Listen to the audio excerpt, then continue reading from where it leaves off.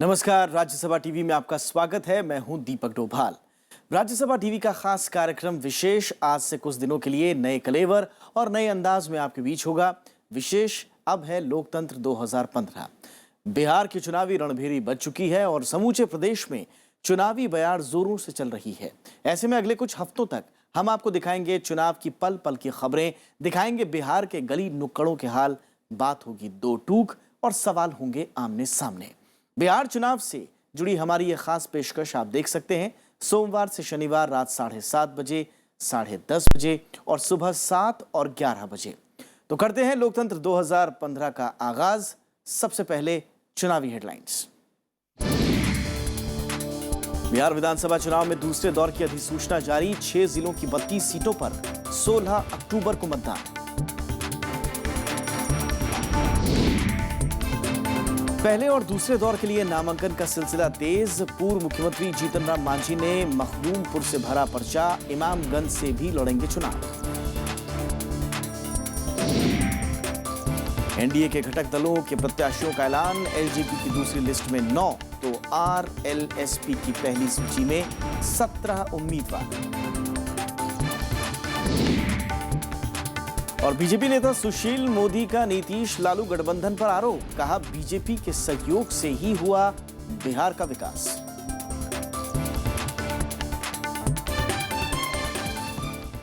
तो बिहार के सियासी समर में पहले 2 दौर के लिए अधिसूचना जारी हो चुकी है। इसके साथ ही पहले दौर की 49 और दूसरे दौर की 32 सीटों पर चुनाव प्रक्रिया का आगाज भी हो गया है।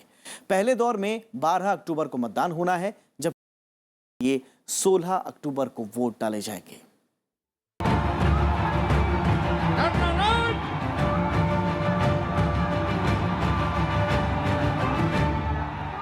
बिहार विधानसभा चुनाव की प्रक्रिया शुरू हो गई है। पहले दौर की 49 सीटों के लिए 16 सितंबर को अधिसूचना जारी हुई। 23 सितंबर तक नामांकन की प्रक्रिया चलेगी। 24 सितंबर को नामांकन पत्रों की जांच होगी, जबकि 26 सितंबर तक नाम वापस लिए जा सकेंगे। पहले दौर में 12 अक्टूबर को मतदान होगा।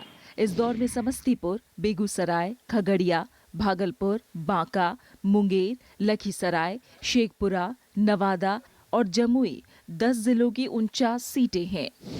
40 सीटें सामान्य हैं, जबकि 8 सीटें अनुसूचित जाति और 1 सीट अनुसूचित जनजाति के लिए आरक्षित है। पहले दौर की जिन सीटों पर चुनाव होना है, उन पर पिछले विधानसभा चुनाव के परिणामों के लिहाज से महागठबंधन का दबदबा दिखाई देता है। 2010 के विधानसभा चुनाव में 49 में से 34 सीटें महागठबंधन को मिली थी, जबकि बीजेपी को 14 और सीपीआई को 1 सीट हासिल हुई थी। हालांकि पिछले विधानसभा चुनाव में जेडीयू बीजेपी साथ-साथ थे, जबकि अब की बार दोनों अलग हो चुके हैं। दूसरे दौर की 32 सीटों के लिए 21 सितंबर को अधिसूचना जारी हुई। 28 सितंबर तक नामांकन की प्रक्रिया चलेगी। 29 सितंबर को नामांकन पत्रों की जांच होगी, जबकि 1 अक्टूबर तक नाम वापस लिए जा सकते हैं। दूसरे दौर में 16 अक्टूबर को वोटिंग होनी है। इस दौर में जहानाबाद, औरंगाबाद, अरवल, रोहतास और भभुआ 6 जिलों की 32 सीटें हैं। इनमें 25 सीटें सामान्य हैं, जबकि 7 सीटें अनुसूचित जाति के लिए आरक्षित हैं। अमिताभ अरुण दुबे के साथ bureau report, Rajya Sabha TV. Bihar विधानसभा चुनाव में आज का दिन काफी अहम रहा। बिहार के पूर्व मुख्यमंत्री और हिंदुस्तानी अवाम मोर्चा के राष्ट्रीय अध्यक्ष जीतन राम मांझी ने मखदूमपुर से पर्चा दाखिल किया। मांझी इस बार 2 सीटों से चुनाव लड़ रहे हैं। बिहार के चुनावी रण में मखदूमपुर सीट से अपना भाग्य आजमा रहे पूर्व मुख्यमंत्री जीतन राम मांझी नामांकन दाखिल करने पूरे दलबल के साथ पहुंचे। मांझी ने चुनाव में जीत का पूरा भरोसा जताया। 218 मखदूमपुर अनुसूचित जाति विधानसभा चुनाव क्षेत्र से अपना नामांकन किया है और सभी साथियों का बड़ा सहयोग मिला। जीतन राम मांझी ने मखदूमपुर के अलावा इमामगंज से भी चुनाव लड़ने का फैसला किया है। वो 28 सितंबर को दूसरी सीट से नामांकन दाखिल कर सकते हैं। उन्होंने 2 सीट से चुनाव लड़ने पर सफाई भी दी। नेताओं का निर्देश है कि हम गया जिला का इमामगंज चुनाव क्षेत्र जो अनुसूचित जाति चुनाव क्षेत्र है, वहाँ भी चुनाव हम लड़ेंगे और उस निर्देश के आलोक में हम वहाँ पर चुनाव लड़ेंगे। एनडीए के साथ गठबंधन करने के बाद मांझी की पार्टी के खाते में 20 सीटें आई हैं। मांझी ने सभी सीटों पर उम्मीदवार घोषित कर दिए हैं। मांझी ने सीट बंटवारे में जातिगत समीकरणों को ध्यान में रखते हुए सवर्णों और मुस्लिम उम्मीदवारों को भी टिकट दिया है। Bureau report, Rajya Sabha TV. इधर एलजेपी और आरएलएसपी ने आज उम्मीदवारों की घोषणा कर दी। एलजेपी ने दूसरी सूची में 9 और उम्मीदवारों का ऐलान किया है, जबकि उपेंद्र कुशवाहा की पार्टी आरएलएसपी ने पहली सूची में 23 में से 17 नामों की घोषणा कर दी है। इससे पहले रविवार को बीजेपी ने भी अपनी तीसरी सूची में 11 और उम्मीदवारों के नाम पर मुहर लगाई थी। हमारी उम्मीदवारी होनी है एनडीए में। सोमवार को एनडीए के घटक दलों एलजेपी और आरएलएसपी ने अपने उम्मीदवारों का ऐलान किया। एलजेपी ने दूसरी लिस्ट में 9 उम्मीदवारों की घोषणा की। इससे पहले पार्टी ने शुक्रवार को 12 उम्मीदवारों का ऐलान किया था। पार्टी अब तक 40 में से 21 सीटों पर अपने उम्मीदवारों के नाम घोषित कर चुकी है। हम लोग दूसरी सूची में 9 और प्रत्याशियों के नाम आज हम लोग सार्वजनिक कर रहे हैं और इसके बाद मुझे लगता है कि हम लोग अगली सूची में संभवतः बाकी की जितने भी 19 सीटें शायद बाकी रह जाती हैं उनके नाम, उनके प्रत्याशियों के नाम अगली सूची में जारी कर दिए जाएंगे। वहीं आरएलएसपी ने अपनी पहली सूची जारी की और 17 उम्मीदवारों के नाम तय किए। एनडीए गठबंधन के तहत पार्टी के हिस्से में 23 सीटें हैं, जिनमें से 6 उम्मीदवारों का ऐलान अभी बाकी है। आपको मालूम है कि 23 विधानसभा क्षेत्रों में हमारी उम्मीदवारी होनी है एनडीए में, जिसमें अभी 17 स्थानों के लिए नाम हमने तय किया है। इससे पहले रविवार को बीजेपी ने 11 उम्मीदवारों की तीसरी सूची जारी की। बीजेपी गठबंधन के तहत 160 सीटों पर चुनाव लड़ रही है, जिनमें कुल 153 प्रत्याशी तय हो चुके हैं। हिंदुस्तान अवाम मोर्चा के 4 मौजूदा विधायकों को बीजेपी के टिकट पर मैदान में उतारा गया है। बीजेपी का कहना है कि पार्टी ने सोशल इंजीनियरिंग का पूरा ख्याल रखा है। कल हम लोगों ने 99 सीट्स डिक्लेयर की थी। जो सीट्स बच गई थी उसमें से कल चर्चा हो चुकी थी, लेकिन वो अपने सहयोगी दलों के साथ बातचीत करके उस दृष्टि से उनको डिक्लेयर करना था। 11 सीटों का डिक्लेरेशन हम कर रहे हैं। 4 सीटें रह गई हैं जो आने वाले समय में हम करेंगे। बिहार के पूर्व मुख्यमंत्री जीतन राम मांझी के हिंदुस्तान अवाम मोर्चा ने भी रविवार को दूसरी सूची जारी की, जिसमें 7 में से 4 सीटों पर महिला उम्मीदवारों को तरजीह दी गई है। पार्टी 13 उम्मीदवारों की सूची पहले ही जारी कर चुकी है। पार्टी 20 सीटों पर चुनाव लड़ रही है। जनता साथ देगी हम लोगों को, ताकि हम लोगों की एनडीए की सरकार बनेगी। 23 माने में भाजपा के हमारे साथी और नेतृत्व ज्यादा हमसे ज्यादा सोचते हैं और उस लाइन पर जो हमारे लिए ईयर मार्क किए हैं उसको हम मानते हैं। हालांकि टिकट बंटवारों के बीच नाराजगी का सिलसिला भी जारी है। जहां टिकट काटने से नाराज उम्मीदवार दूसरी पार्टियों का रुख कर रहे हैं, वहीं नामों के ऐलान के मौके पर विरोध देखने को मिल रहा है। विपिन चौहान के साथ ब्यूरो रिपोर्ट, राज्यसभा टीवी। केंद्र और महाराष्ट्र में एनडीए के साथ गठबंधन के बावजूद शिवसेना बिहार विधानसभा चुनाव में अपने बूते दांव आजमा रही है। शिवसेना 150 सीटों पर उम्मीदवार उतार रही है। पटना पहुंचे शिवसेना प्रवक्ता संजय राउत ने दावा किया कि इस बार चुनाव में शिवसेना अहम भूमिका अदा करेगी। 150 से ज्यादा कम नहीं, तैयारी हो चुकी है। सभी चरणों में हम चुनाव लड़ेंगे। पूरी पार्टी यहां ताकत से उतरेगी। सभी नेता यहां आएंगे। पूरे बिहार में हम धूमधाम से चुनाव लड़ेंगे। और फिलहाल रुकते एक छोटे से ब्रेक के लिए। ब्रेक के उस पार सुशील मोदी से खास बातचीत।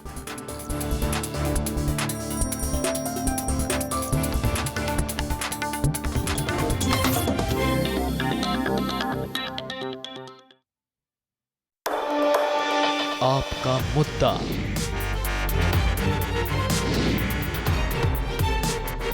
आपका हाथ,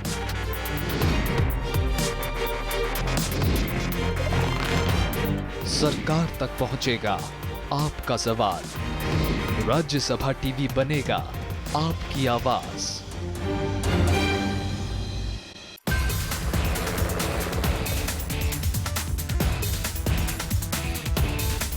दुनिया का हाल, राजनीति की चाल,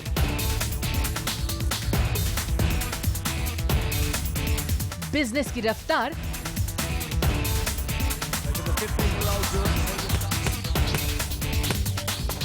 खेल का धमाल। दिन की शुरुआत खबरों के साथ देखिए हर रोज सुबह 9 बजे सिर्फ राज्यसभा टीवी पर।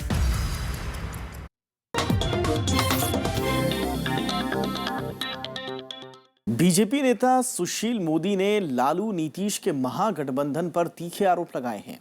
उन्होंने दावा किया कि नीतीश कुमार के राज में सिर्फ तभी काम हो पाया जब बीजेपी राज्य में सहयोगी थी। राज्यसभा टीवी संवाददाता आरफा खानम शेरवानी से खास बातचीत में सुशील मोदी ने कहा कि बिहार में विकास ही चुनावी एजेंडा है।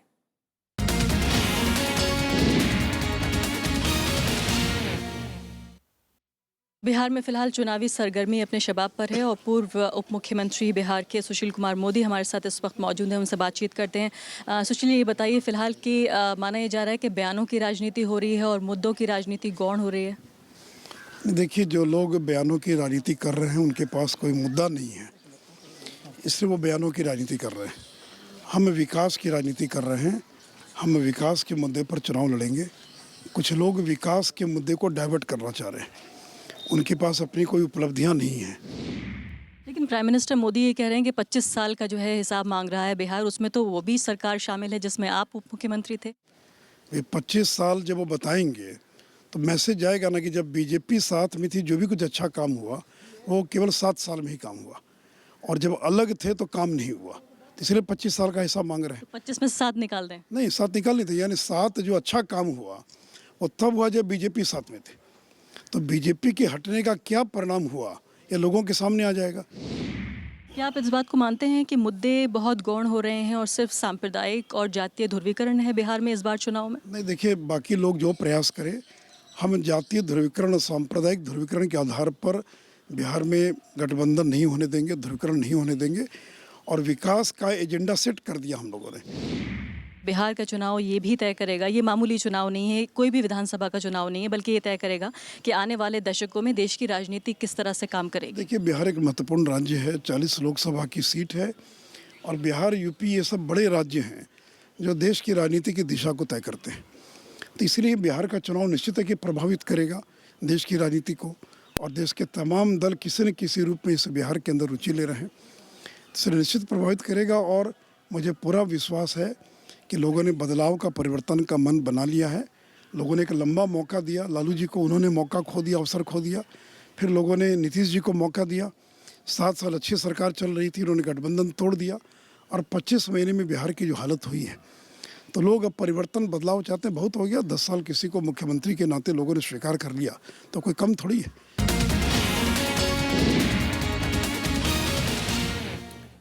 और वैसे चुनाव की तारीखों के ऐलान से पहले ही बिहार में पार्टियों ने प्रचार अभियान शुरू कर दिया था। अब तक चुनावी रण में कई दिग्गजों की रैलियां हो चुकी हैं।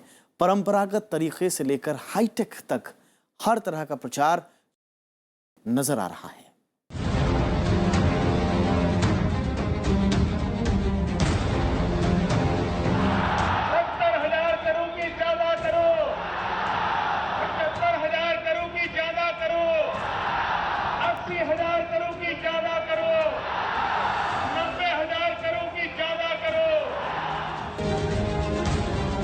मोदी जी बोलते हैं 40 रुपया किलो कर दूं, 60 रुपया किलो कर दूं, लो 80 रुपया किलो कर दिया। ये सियासी समर है बिहार का। बिहार में चुनाव प्रचार अब जोर पकड़ने लगा है। रैलियों में आरोप प्रत्यारोप का दौर भी चल रहा है। जुलाई में हर घर दस्तक अभियान के जरिए मुख्यमंत्री नीतीश कुमार ने चुनाव प्रचार का आगाज किया, तो परिवर्तन रैली के जरिए बीजेपी ने एनडीए के प्रचार अभियान का बिगुल फूंका। प्रधानमंत्री नरेंद्र मोदी मुजफ्फरपुर, गया, सहरसा और भागलपुर में चुनावी रैलियां कर चुके हैं। वहीं पटना में 30 अगस्त को जेडीयू आरजेडी कांग्रेस महागठबंधन की रैली हो चुकी है। 19 सितंबर को कांग्रेस उपाध्यक्ष राहुल गांधी ने पश्चिमी चंपारण के रामनगर में रैली की। इस मौके पर उन्होंने केंद्र सरकार की नीतियों की तीखी आलोचना की। 15 लाख किसी को मिला, महंगाई कम हुई, 2 करोड़ रोजगार मिले। प्रचार में मोबाइल से लेकर सोशल मीडिया तक प्रचार के हाईटेक तरीकों का इस्तेमाल जमकर हो रहा है। जनता को लुभाने के लिए पार्टियां प्रचार मैनेजर तक का सहारा ले रही हैं। एक तरह से तो हर लोग मैनेजर को यूज़ कर रहे हैं, पोल मैनेजर, कैसे स्लोगन दें, दूसरे को कैसे फंसाएं, कैसे कैंडिडेट दें, किस तरह के पोस्टर कैंपेन कैसे चलाया जाए, कैसे कैची स्लोगन दें, रेडियो पे प्रचार, मोबाइल के थ्रू, इंटरनेट के थ्रू, सोशल मीडिया का इस्तेमाल। तो नब्ज़ तो कोई वो इस तरह से बिहार का नब्ज़, बिहार का दर्द दूसरा कुछ है। बिहार के लिए विशेष पैकेज का मसला भी प्रचार के केंद्र में है। बीजेपी राज्य के पिछड़ेपन के लिए मौजूदा सरकार को जिम्मेदार ठहरा रही है। वहीं महागठबंधन केंद्र पर महंगाई रोकने में नाकाम रहने का आरोप लगा रहा है। अमिताभ अरुण दुबे, राज्यसभा टीवी। और बिहार विधानसभा चुनाव में इस बार मुख्य मुकाबला महागठबंधन और एनडीए के बीच है, लेकिन समाजवादी सेक्युलर फ्रंट के रूप में तीसरा मोर्चा उभरने से चुनाव रोचक हो गया है। वहीं वाम दलों के एक साथ उतरने से भी सभी पार्टियों के लिए चुनाव की राह अब आसान नहीं रही।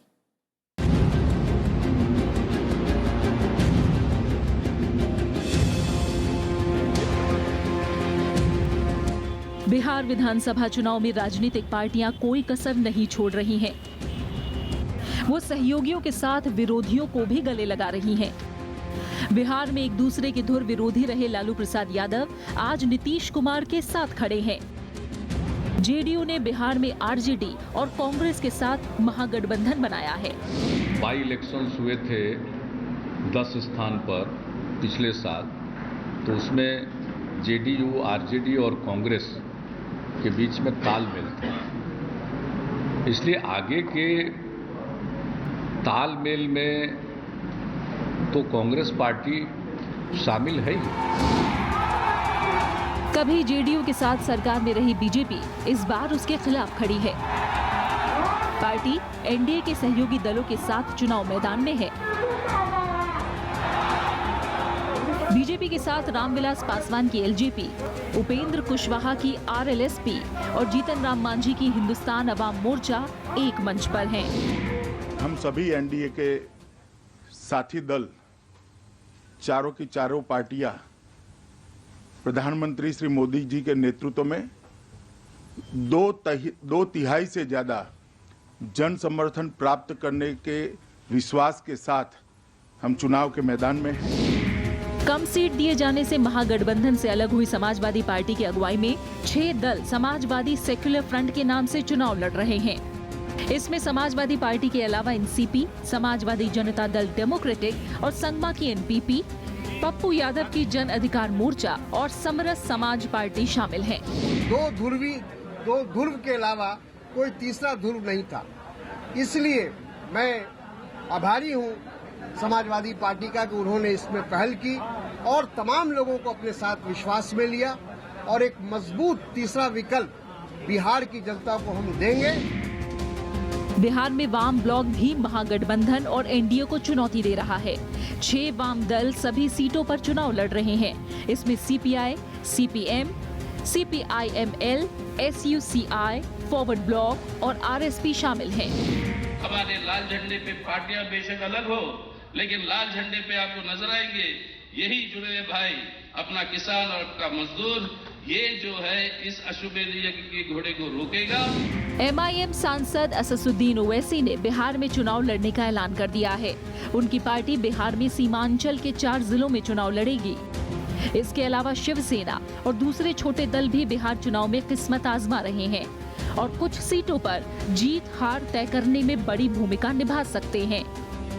ऐसे में भले ही मुख्य मुकाबला महागठबंधन और एनडीए में हो, लेकिन समाजवादी सेक्युलर फ्रंट और वाम दलों के चुनाव में उतरने से उनकी राह आसान नहीं है। Bureau report, Rajya Sabha TV. Bihar में जैसे जैसे चुनाव की तारीखें नजदीक आ रही हैं, वैसे वैसे प्रदेश में सियासी पारा और चढ़ता जा रहा है। हार जीत को लेकर गली नुक्कड़ों पर चर्चा है। ऐसे में एक नजर डालते हैं कि बीते चुनाव के नतीजे किस तरह के रहे और देखते हैं कि 5 साल पहले कौन पार्टी कहां खड़ी थी।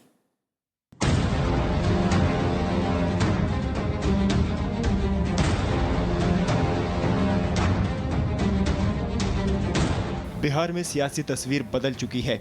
जो पार्टियां पहले कभी सहयोगी हुआ करती थीं, वो इस बार आमने सामने हैं।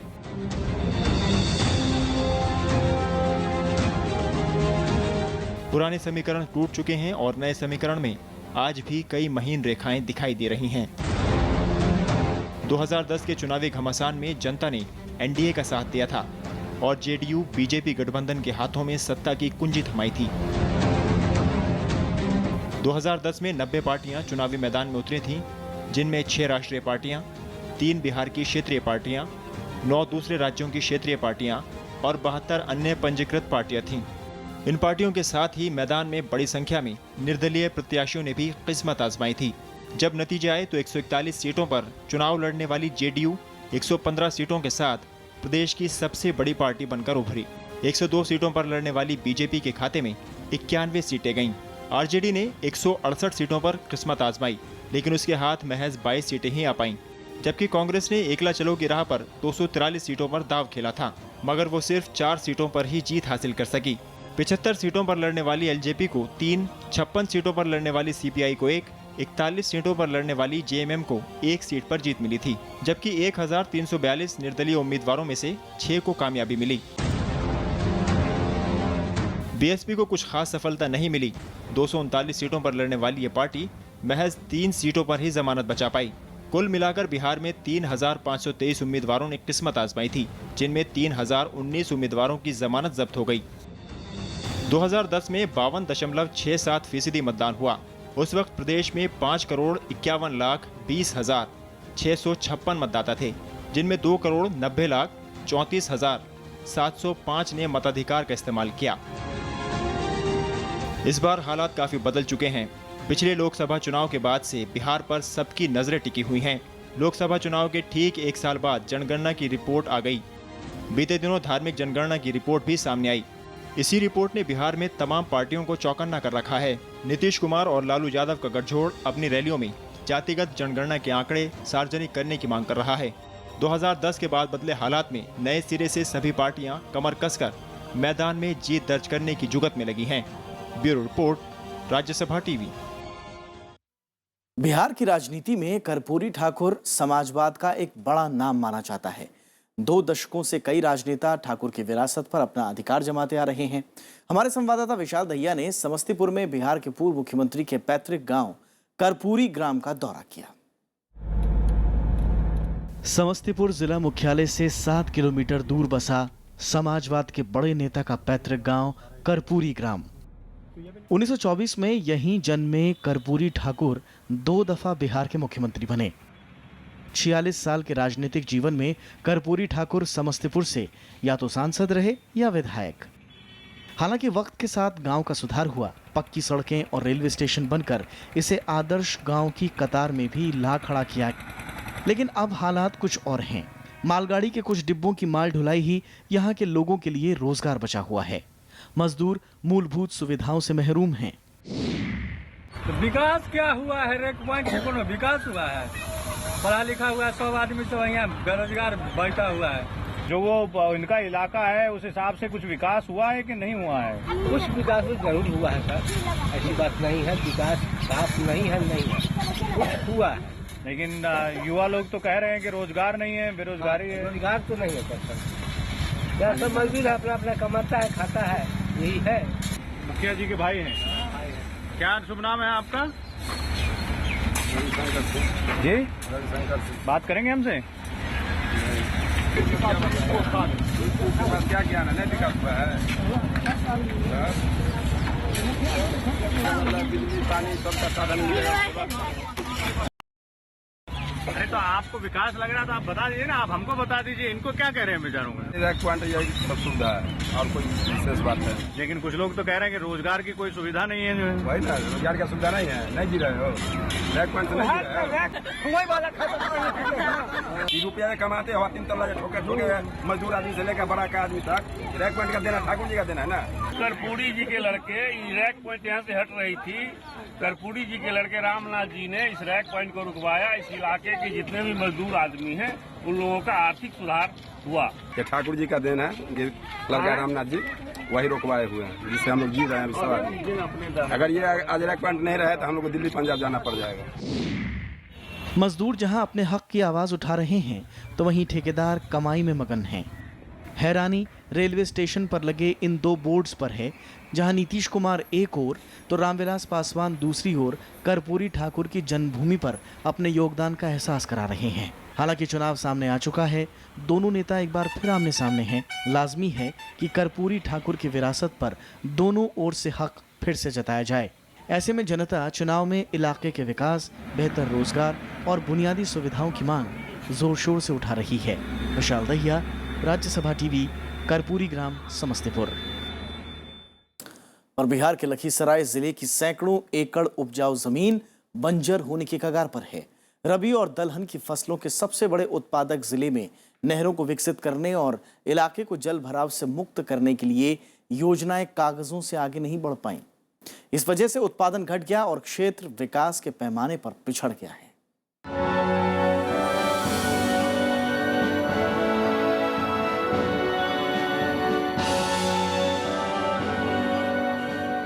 विकास की बुनियादी ज़रूरतों से महरूम लखीसराय जिले की पहचान दालों के एक बड़े उत्पादक क्षेत्र के तौर पर होती है, लेकिन 1064 वर्ग किलोमीटर में फैला ये इलाका जल भराव की समस्या से पिछले कई सालों से जूझ रहा है। इसके चलते यहाँ दलहन के उत्पादन पर बुरा असर पड़ा। गंगा और हरहर नदियों से होने वाले जल भराव की निकासी का कोई प्रबंध नहीं है। समय पर पानी नहीं आता है, अगर पानी आ जाता है तो समय पर निकलता है नहीं, इसके वजह से झाड़ जंगल हो जाता है। सरकार ने दलहन खेती क्षेत्र के विकास के लिए यूं तो कई वादे किए, इनमें जल जमाव वाले इलाकों में सैटेलाइट सर्वे कराने का वादा, पूरे क्षेत्र को जल भराव से मुक्त करना, कृषि मैप तैयार करना और नहरों को विकसित करने के लिए 4200 करोड़ रुपए की परियोजना का वादा शामिल है। लेकिन खेती के लिए सिंचाई की व्यवस्था और किसानों की समस्या दूर करने के बजाय सियासी दल चुनाव में फिर से वादों की झड़ी लगा रहे हैं। वो प्रत्येक साल बहुत दिन से डूबते हैं, लेकिन उसका व्यवस्था ऑलरेडी हो चुका है, कृषि मैप में बन चुका है और अगले बार जो सरकार बनेगी उसमें आप स्वयं आकर देखिए। मुख्यमंत्री बनने के बाद जिस समस्याओं को लेकर के इस स्तर तक वो पहुंचे थे, उन समस्याओं को भूल गए। दलहन और रबी की खेती लखीसराय की अर्थव्यवस्था की रीढ़ है, लेकिन ये साल दर साल कमजोर होती जा रही है। कम उत्पादन का असर दालों की कीमतों को बढ़ाता है, जिसका असर पूरे देश पर पड़ता है। बिहार में लखीसराय के टाल क्षेत्र को दाल का कटोरा कहा जाता है। इस क्षेत्र के विकास के वादे तमाम सरकारों ने दशकों से किए, लेकिन कभी कोई संजीदा कोशिश नहीं हुई। अगर ताल क्षेत्र विकास योजना अमल में आ जाए तो लखीसराय में विकास की नई इबारतें लिखी जा सकती हैं। कैमरामैन राज ठाकुर के साथ प्रणव गोस्वामी, राज्यसभा टीवी, लखीसराय।